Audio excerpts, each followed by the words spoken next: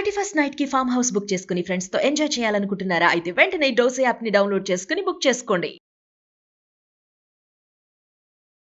గారు నమస్తే జయ. ఏదైనా సరదా దెయ్యం కథలు, భూతం కథలు ఇలాంటి చెప్పుకుంటాం కదా రమ్మగారు. మంచి దెయ్యాలు, పిచ్చి దెయ్యాలు, దెయ్యం దెయ్యాలు అలా ఏదైనా ఒక మంచి స్టోరీ చెప్పండి అండి. చెప్తా. పనికిమాలిన సలహాలు చెప్తా. పనికిమాలిన సలహాలు, కథ పేరే అది. పనికిరావు సలహాలు. ఓకే, ఇప్పుడు ఇది దెయ్యం చెప్తుందా, దెయ్యంకి వచ్చినాయా? దయ్యానికి చెప్తుంది, దయ్యమే చెప్తుంది, పిశాచాల కథే ఇది. ఉండు మొత్తం చెప్తా. ఓకే. మాచిరాజు కామేశ్వరరావు గారు, నేను మొన్న ఒక పేరు చెప్పాను కదా, అవును, వీరు కథలు వల్ల సరదాగా ఉంటాయి. వారిది ఈ స్టోరీ చందమామ కథల్లోది. పూర్వం అంట ఒక ఊరి చివర శ్మశానం దగ్గర ఒక దిగుడు బావి ఉందట. అయితే ఒక వృద్ధ పిశాచి ఎక్కడి నుంచో ఎగురుకుంటూ వచ్చి ఆ దిగుడు బావు గట్టు మీద కూర్చుంది. ఆ చుట్టూతా చెట్ల మీద అక్కడ ఇక్కడ చాలా పిశాచాలు ఉంటాయని చెప్పుకునేవాళ్ళు. ఇంతలో ఏమైంది, ఎవరి వాళ్ళు ఇక్కడ వచ్చి కూర్చున్నారు, నా ప్లేస్లో కూర్చున్నారని ఒక పిశాచి గొంతు వినపడింది. అది పైకి వచ్చింది. అది ఒక ఆడపిశాచి. ఇక్కడ కూర్చున్న వృద్ధ పిశాచం ఏమందంటే, గట్టు విశాలంగానే ఉంది, ఎవరైనా కూర్చోవచ్చు, నువ్వు కూడా కూర్చుంది కానీ రా, ఏమిటి సంగతులు అని పిలిచింది. పిశాచాలు కబుర్లు చెప్పుకుంటాయి. వచ్చి కూర్చున్నాక, నువ్వు ఎవరు ఏమిటి ఎక్కడి నుంచి వచ్చావంటే, నేను ఈ ప్రాంతంలో తిరుగాడుతూ ఉంటాను, చిన్నపన్న పిశాచాలకి సలహాలు చెప్తా. ఓకే, నేను చాలా అనుభవజ్ఞుణ్ణి, బాగా వృద్ధుడయ్యాక మరణించిన పిశాచం అన్నమాట. అది జీవితానుభవం చాలా ఉంది. పిశాచిగా మారి కూడా చాలా కాలమైంది. ఇక్కడ అందరికీ నేను సలహాలు చెప్తాను, అన్ని రకాల అనుభవాలు సలహాలుగానే చెప్తానని చెప్పేసరికి ఈ ఆడపిశాచి నాకు కూడా ఒక సలహా కావాలి, ఉండని వచ్చి గట్టు మీద కూర్చుని నేను ఇవాళ ఇక్కడికి వచ్చా కానీ నేను ఒక మర్రి చెట్టు మీద ఉండేదాన్ని. ఆ మర్రి చెట్టు మీద ఎంత హాయిగా ప్రశాంతంగా ఉండేదో. పక్కన ఒక పాతబడిపోయిన ఇల్లు ఉండేది, సుఖంగా ఉండేది. ఆ ఇంట్లో ఎవ్వరూ లేరు. నేను చాలా ప్రశాంతంగా ఉండేదాన్ని. నాకు ఆ మోతలు అవి విసుగు. అయితే కొత్తగా ఆ ఇంట్లోకి ఒక సంగీతం మాస్టర్ చేరాడు. సంగీతం మాస్టరు ఆయన వాయించేస్తాడు, మధ్యలో వాయిస్తాడు, అదే మృదంగం వాయిస్తాడు, హార్మోనియం ఏమిటో వాయిస్తాడు, నిరంతరం ఓహని గొంతెత్తుకుని ఏదో ఒకటి పాడుతూనే ఉంటాడు.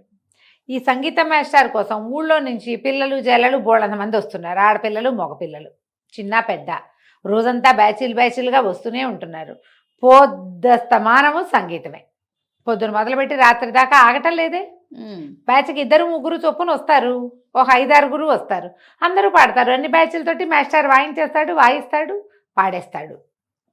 పొద్దస్తమానం ఇదే గోల. అసలు సుఖం లేదు, విరక్తిగా ఉంది. ఎలా ఆయన్ని వాడి నుంచి, ఆ సంగీత మాస్టర్ నుంచి విముక్తి పొందాలో చెప్పు అనగానే వృద్ధ పిశాచం ఇంతేనా, మాస్టర్ని భయపెట్టు, ఇవాళ రాత్రికి వెళ్ళిపోయి అని చెప్పేసరికి సరే బాగుందనుకుంది ఆడపిశాచి. చీకటి పడ్డాక సంగీత పాఠాలన్నీ ఆగినాయి. ఆయన ఒక కిటికీ పక్క వేసుకుని పడుకున్నాడు మాస్టర్ లోపల, సంగీత మాస్టర్. ఈ పిశాచం రైమని కిటికీలోంచి వచ్చి ఒక గండు పిల్లిలాగా వేమని పెద్ద గండు పిల్లులు ఒక విచిత్రమైన అరుపులు అరుస్తాయి, ఉలిక్కి పడతాం నిద్రలో. అయితే పిల్లిలాగా లోపలికి వచ్చింది, పెద్దగా అరిచింది. ఈయన ఉలిక్కిపడి లేచాడు. ఆయన లేచి ఆయన చూస్తూ ఉండగానే ఈ గండు పిల్లి కాస్త పిశాచంగా మారిపోయింది. ఓహో, అది చావద్దు. ఇంకోడైతే ఉలిక్కిపడి ఎవరమ్మాయి అన్నాడు. అనేసరికి నేను ఇక్కడ ఉండే పిశాచాన్ని, చెట్టు మీద ఉండేదాన్ని, నువ్వు వచ్చిన దగ్గర నుంచి గోలే, నేను పిశాచాన్ని నీకు తెలిసింది కదా, నువ్వు ఇల్లు ఖాళీ చేసి వెళ్ళిపో ముందు, నువ్వు వెళ్తే కానీ నాకు ప్రశాంతత రాదు అని ఆడపిశాచి గట్టిగా చెప్పింది. ఆయన హా అని ఆవలించి, దాందేముందులే, అది ఇంటి నిండా ఎలకలే, పాతిల్లు కదా, ఇందాకేదో రూపం మారేవు కదా పిల్లి, ఆ పిల్లిగానే ఉండు, ఈ ఎలకలన్నింటినీ చంపేస్తే నేను ప్రశాంతంగా ఉంటా అని చెప్పి అటు తిరిగి పడుకున్నాడు. గుర్రు పెట్టడం మొదలుపెట్టాడు. ఈ పిశాచి నిర్ఘాంతపోయింది. అయ్యో రామా, వీడి దుంపదేగా, ఏమిటి నేను పిల్లిగా మారాలి వీడి కోసము, చీ అనుకుని గబిలంలాగా మారి ఆ ఇంట్లోంచి బయటికి వెళ్ళిపోయి రయ్యమని పరిగెత్తుకుంటూ పోయి మర్నాడు మళ్ళీ వృద్ధ పిశాచాన్ని కనపడింది. నువ్వు చెప్పిన సలహా కుదరలేదు, మరి వాడేమో ఆ మాస్టర్ ఏమో నన్ను పిల్లిగా మారు, మా ఇంట్లో ఎలకల్ని బట్టు అని పనులు చెప్తున్నాడు నాకు, నేను పిల్లిగా వెల్లిగా మారలేను, ఇంకోటి ఏదైనా చెప్పమని. ఈ ముసలి పిశాచి, వృద్ధ పిశాచి ఉందిగా, ఆయన అన్నాడు, అమ్మాయి అట్లా కాదు, అసలు ఇల్లు పీకి పందిరేయాలి ఇలాంటి వాళ్ళకి, ఇల్లు పీకి పందిరేస్తే పని చూడు, నువ్వు చచ్చినట్టు వెళ్ళిపోతాడు మాస్టర్ అని చెప్పాడు.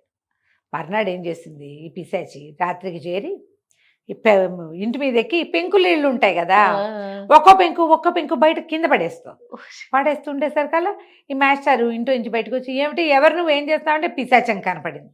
నిన్నే చెప్పాను నీకు ఇది వదిలిపెట్టి పొమ్మని, నువ్వు వెళ్తావా వెళ్ళవా లేకపోతే ఈ పెంకులని పీకి పారేస్తాను.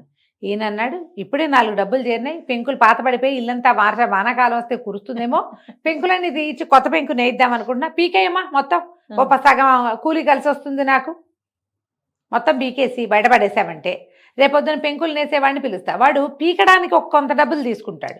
పీకుడు వ్యవహారం అయిపోయింది అనుకో. వాటి నేయటమేగా ఇల్లు చాలా హాయిగా ఉంటుంది, నువ్వు బాగా గొప్ప సహాయం చేస్తావు, చాలా బాగుంది, ఇంట్లో ఉంటే డిస్టర్బెన్స్, నేను బయట పడుకుంటాను. వాడు కిందకి బయటకు వచ్చేసి చెట్టు కింద పడుకుని గుర్రు పెట్టడం మొదలుపెట్టాడు. ఈ పిశాచి కొళ్ళు మండిపోయింది, వీడి పని నేను చేయటం ఏమిటి, ఒళ్ళు తిక్కరైపోయింది దానికి, అనుకుని మళ్ళీ పోయింది దిగుడు బావి దగ్గరికి. మర్నాడు ముసలాయన మళ్ళీ కనపడేసరికల్లా, నువ్వు బెదిరించు, ఇక ఇవి చేసావు ఇట్లా, ఈసారి ఏమైనా సరే నువ్వు ఖాళీ చేస్తావా చేయవా లేకపోతే నేను చంపేస్తా, అలాంటివి ఏమన్నా బెదిరించుకున్నాడు. పిశాచాలకి చంపేంత ఉండదు, ఇలాగే చేయగలుగుతాయి, అవి విసిగిస్తాయి, చంపటం వాటి వల్ల అయ్యే వ్యవహారం కాదు పాపం. సరే మర్నాడు మళ్ళీ కనపడి ఆయన అడిగింది, నువ్వు ఇల్లు ఖాళీ చెయ్యి అనేసరికి, ఇంకా నయం ఈ ఇంటికి నాకు అద్దెకి ఇల్లు దొరకలేదు, ఎక్కడ సంగీతానికి పాఠం పెడతానన్నా సంగీత మాస్టర్కి ఎవ్వరు ఇళ్ళు అద్దెకి ఇవ్వరు, పొద్దుస్తమానం ఈ గోలని. అవును, అందుకని నాకు ఎక్కడ ఇల్లు దొరకలేదు, ఇది అసలు కారు చవకలో నెలకు ₹1 కూడా నేను వాళ్ళకి ఇవ్వక్కర్లా, ఇల్లు బాగు చేసుకుని ఉండమన్నారు. ఆ అవకాశం నేను ఎందుకు పోగొట్టుకుంటా, నువ్వు పిశాచానివి కాదు రాక్షసువైనా సరే నాకు లెక్కలేదు, దిక్కుని చోటు చెప్పుకోమన్నాడు ఆయన. ఎక్కడ ఇల్లు దొరకలా, ఇంత పెద్ద ఇల్లు, తోట వాకిలి దొడ్డి అన్నీ ఉన్నాయి, చక్క పిల్లలు వచ్చి కూర్చుని 4 పక్కల కూర్చుని సంగీతాలు పాడుకోవడానికి వీలుగా ఉంది, దగ్గరలో ఇళ్ళు లేవు వాళ్ళందరూ పొట్టడానికి, అందరు ఎవరు పొట్టట్లేదంటే పిశాచం తయారైంది. ఓకే, ఈ పిశాచికి అర్థమైంది, ఈ ముసలాయన చెప్పే సలహాలు నాకేం పని చేయట్లేదే, 3 సార్లు ఇచ్చాడు ఐడియా, 3 వేస్ట్. ఎప్పుడు కూడా సలహాలు తీసుకోకూడదు, మనకు కావలసిన పని మనం చేసుకోవాలి అనేది బాగా ఆలోచించుకుని చెట్టు మీద కూర్చుంది. ఒక నిర్ణయానికి వచ్చింది. ముసలాయన పలకరిస్తే వృద్ధ పిశాచి మాట్లాడలే, నీ పని అయిందా అదైందా ఏదంటే ఏదో అయిందిలేండి అని, అవలేదంటే ఆయన ఇంకో సలహా చెప్తాడు, అదే కదా, అక్కడి నుంచి పాటించేవా అని చంపుతాడు రేపటి నుంచి, ఈ సలహా గోలు ఎందుకు మనకి, అందుకని ఊరుకుంది. 4వ రోజు ఈయన కనపడింది, నాకు కూడా సంగీతం చెప్పండి అని అడిగేసరికల్లా ఈయన, అబ్బే నీకేం సంగీతం వస్తుంది, నీకట్టా రాదన్నాడు. ఎందుకు రాదండి, రేపు పొద్దున్నే పిల్లలు వాళ్ళు వస్తారు కదా, అప్పుడు నేను కూడా వచ్చి వాళ్ళతో పాటు కూర్చొని సంగీతం చెప్పుకుంటానండి.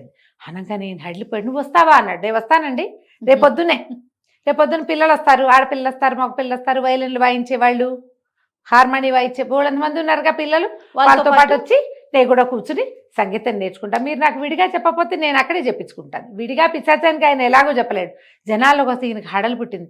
పిశాచ పిల్ల ఒకటి రేపొద్దున పిల్లలతో పాటు సంగీతానికి వచ్చిందంటే ఆ పిల్లల పేరెంట్స్ రాణిస్తారా? ఈయన బికమహం వేసి సరేలే అన్నాడు. మర్నాడు పొద్దున తట్టపుట్టా సర్దుకుని వెళ్ళిపోయాడు. చూడు 3 సలహాలతోటి పనిచేసిన అవల, దీని సొంత తెలివితేటలు వాడి ఆయన మర్నాడు పొద్దుటికి ఆయన తట్టాపుట్టా సర్దుకుని బయటికి వెళ్ళాక ఈ పిశాచం ఆ దిగుడు బావిని వదిలిపెట్టి హాయిగా తన ముందు నుంచి ఉంటున్న మర్రి చెట్టు మీద ప్రశాంతంగా పోరు పొక్కు లేకుండా జీవించడం మొదలుపెట్టింది.